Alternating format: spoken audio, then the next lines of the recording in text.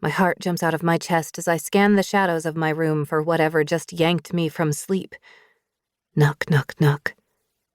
I bite back a yelp as my eyes register the dark silhouette standing outside my bedroom window.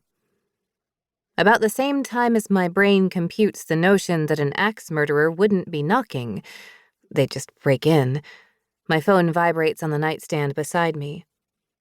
The illuminated screen shows text after text from Vince. I scramble out of bed, bleary-eyed and anxious. With a glance toward my bedroom door to make sure it's shut, I pull the curtain aside and open the window as quietly as possible. "What are you doing?" I whisper-yell before emitting a nervous chuckle and looking over my shoulder again. He's removed the screen. There's no way he can come in here. What if my parents hear? What if they walk in? What if... Are you out of your mind? Do you know how grounded I'll be if my parents find you here? How much trouble we'll be in? But at the same time, I'm so glad he is. Our fight earlier was a rarity, and I hated the sick feeling I had in my stomach when I went to bed without hearing from him. "Trouble?"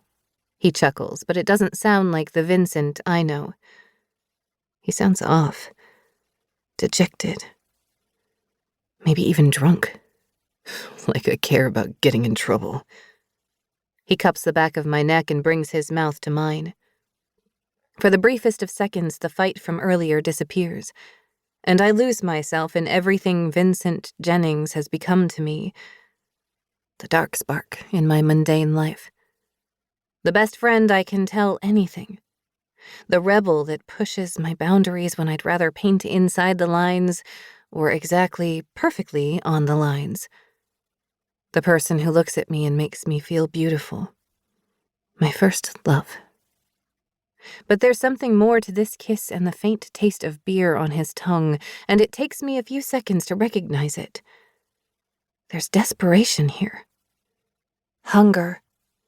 An urgency that I can't comprehend. "Vince?"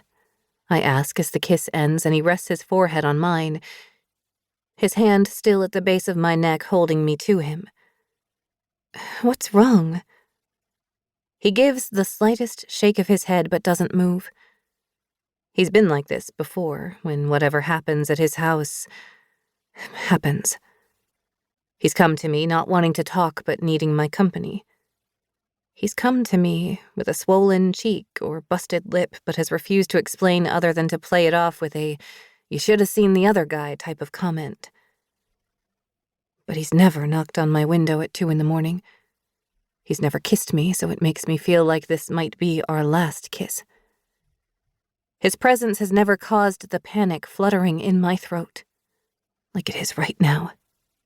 I don't know what to do, so I kiss him again.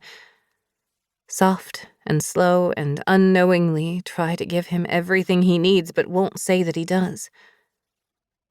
"Bristol," he murmurs against my lips before forcibly taking a step back. "What? What is it?" I glance toward my door again. "Tell me.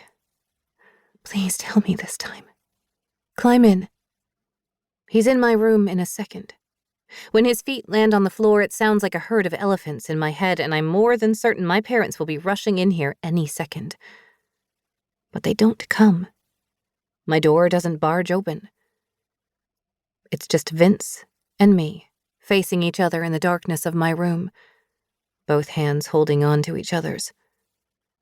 But when he shifts and the moonlight hits his face, I can see the bruise on his cheek.